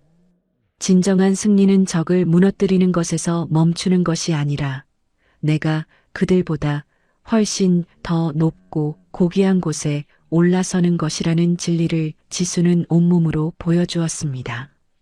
3년 후 지수의 기업은 아시아 최대 규모의 요식업 그룹으로 성장했습니다. 포브스에서 선정하는 세계 100대 요식 기업에 당당히 이름을 올렸고 지수는 글로벌 CEO로서 국제 무대에 서게 됐습니다. 뉴욕 맨해튼의 유엔 본부 강연장에서 지수가 마이크 앞에 섰습니다. 수천 명의 청중이 그녀의 말을 듣기 위해 자리에 앉아 있었습니다. 여러분, 안녕하십니까? 오늘 이 자리에 선 저는 불과 몇 년 전만 해도 남편에게 버림받고 자식까지 빼앗긴 채 길바닥에 쓰러졌던 보잘것없는 여성이었습니다. 그때의 저는 세상에서 가장 불행한 사람이라고 생각했지요. 지수가 침착하고 기품 있는 목소리로 말문을 열었습니다. 하지만 오늘 저는 이 화려한 무대 위에서 여러분께 분명히 말씀드리고 싶습니다. 나를 아프게 한 사람들에게 가할 수 있는 가장 완벽하고 통쾌한 복수는 그들을 파괴하는 것이 아닙니다. 바로 내가 그들보다 수만 배 더 당당해지고 보란 듯이 행복해지는 것입니다. 사랑이 증오를 이긴다는 것을 저는 제 삶으로 증명했습니다. 지수의 진심 어린 말에 강연장 전체가 떠나갈 듯한 기립박수로 화답했습니다. 박수 소리가 몇 분간 계속되자 지수는 지난날의 고통이 주마등처럼 스쳐 지나가며 감동으로 눈시울을 붉혔습니다. 강연이 끝난 후 지수는 서울로 돌아왔습니다. 공항에는 준우와 하준이 그리고 지수와 준우 사이에서 태어난 예쁜 딸 서연이가 기다리고 있었습니다. 엄마, 우리 엄마 돌아왔다. 엄마, 뉴욕에서 텔레비전에 나오는 거 다 봤어요. 우리 엄마 세상에서 제일 멋져요. 이제 9살이 되어 늠름해진 하준이가 지수에게 달려와 품에 안겼습니다. 아유, 우리 아들. 엄마 없는 동안 동생 잘 돌보고 있었어? 그새 키가 한 뼘이나 더 컸네. 정말 보고 싶었어. 지수가 하준이를 꼭 안으며 말했습니다. 엄마, 나도 안아주세요. 나도 엄마 많이 기다렸단 말이에요. 얼른요. 3살 된 서연이가 아장아장 걸어와 팔을 벌리며 애교 섞인 목소리로 말했습니다. 지수는 두 아이를 양쪽으로 가득 안으며 세상에서 가장 행복한 미소를 지었습니다. 지수 씨, 고생 많았어요. 전 세계가 당신 이름으로 들썩이더군요. 자, 이제 우리 집으로 가요. 맛있는 저녁 준비해놨어요.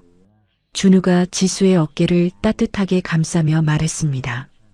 집으로 돌아가는 길에 지수는 차창 밖 풍경을 바라봤습니다. 서울의 밤거리는 화려하게 빛나고 있었고 모든 것이 평화로웠습니다. 여보, 다음 주가 벌써 황여사 할머니 기일이네요. 시간 참 빨라요, 그쵸?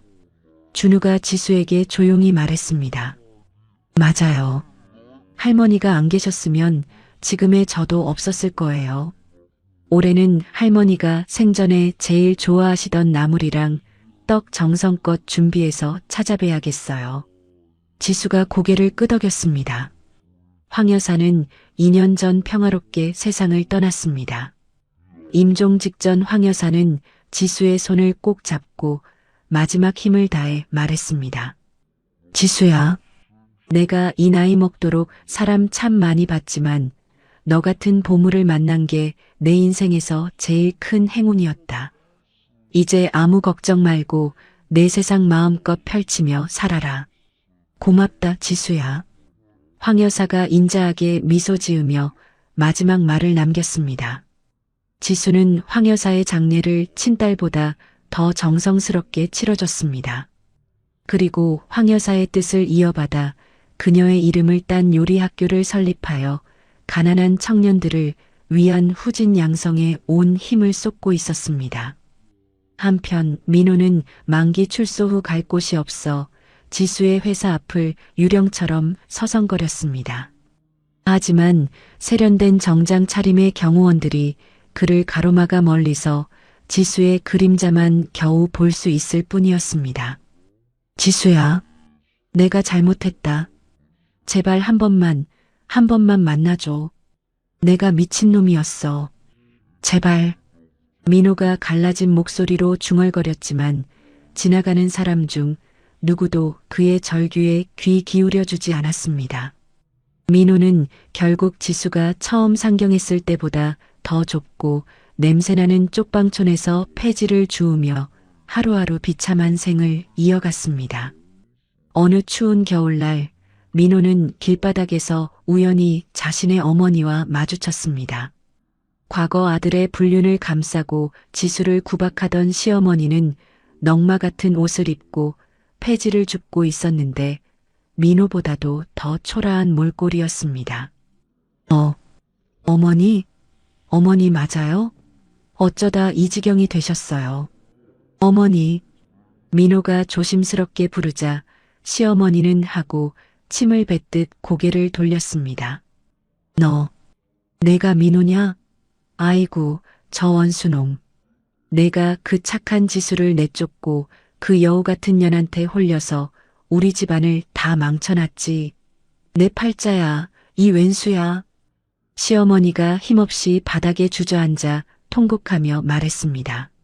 어머니, 다 제 잘못입니다. 제가 천벌을 받은 거예요. 제가 잘못했습니다. 민호가 바닥에 무릎을 꿇고 고개를 숙이며 빌었습니다. 하지만 시어머니는 대답도 하지 않고 리어카를 끌며 터벅터벅 어둠 속으로 걸어갔습니다. 같은 시각 지수는 자신의 성공기를 담은 에세이 출간 기념회에 참석해 화려한 조명을 받고 있었습니다. 여러분, 이 책에는 제 아픔과 극복의 과정이 담겨 있습니다. 이 책으로 얻는 모든 수익금은 저처럼 고통받는 아동학대 피해자들을 위한 시설에 단 한 푼도 남기지 않고 기부하겠습니다. 지수가 기자들 앞에서 당당하게 발표했습니다. 수많은 사람이 박수를 치며 지수의 고귀한 결정을 뜨겁게 응원했습니다. 그날 저녁 지수는 집에서 사랑하는 가족들과 함께 조용한 저녁 식사를 나눴습니다. 아빠, 나 결심했어요. 나중에 커서 엄마처럼 어려운 사람들 도와주고 상처받은 사람들을 고쳐주는 훌륭한 사람이 될 거예요. 하준이가 준우의 손을 잡고 눈을 빛내며 말했습니다. 허허, 우리 아들 생각도 깊네. 그래, 멋진 생각이다. 마음씨 고운 엄마를 쏙 빼닮아서 아주 훌륭한 사람이 되겠어. 준우가 하준이의 머리를 쓰다듬으며 인자하게 답했습니다. 나도요. 나도 엄마처럼 예쁘고 착한 사람 될 거예요. 아빠, 나도 칭찬해 주세요. 막내 서연이가 깜찍하게 말하며 준우의 품으로 파고들었습니다. 지수는 거실에 울려 퍼지는 웃음소리와 사랑하는 가족들을 바라보며 마음속 깊이 감사함을 느꼈습니다.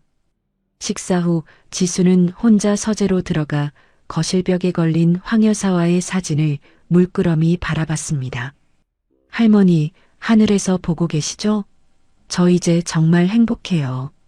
할머니가 가르쳐 주신 대로 미움보다는 사랑을 품고 살게요. 지켜봐 주세요. 지수가 사진 속 인자한 황 여사를 향해 속삭였습니다. 창밖으로는 서울의 아름다운 야경이 보석처럼 펼쳐졌습니다. 반짝이는 네온 사인들과 자동차 불빛들이 도시를 화려하게 수놓고 있었습니다. 지수는 안방에서 들려오는 가족들의 평온한 숨소리를 들으며 태어나서 처음으로 완벽한 평화와 안식을 느꼈습니다. 이제 그녀의 가슴 속에 있던 시커먼 복수의 불꽃은 완전히 꺼졌고 그 자리에는 따뜻한 사랑과 희망만이 가득 차 올랐습니다. 나를 버리고 짓밟았던 당신들 덕분에 나는 비로소 진정한 나 자신을 찾을 수 있었습니다. 지수의 나직하고 차분한 나레이션이 화면 위로 흐르기 시작했습니다. 이제 저는 더 이상 어두웠던 과거에 얽매여 울지 않습니다. 오직 사랑하는 사람들과 함께 밝은 내일을 향해 걸어갈 뿐입니다.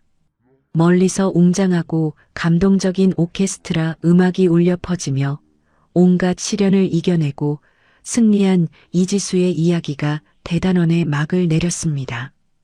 진정한 승리는 원수를 처참하게 무너뜨리는 것이 아니라 내가 그들보다 더욱 빛나고 가치 있는 존재가 되어 세상을 밝히는 것이었습니다.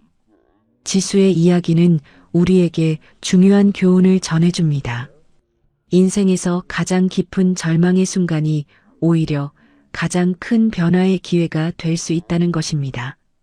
지수는 모든 것을 잃고 바닥에 쓰러졌지만 그 자리에서 다시 일어나 더욱 강하고 아름다운 사람이 되었습니다.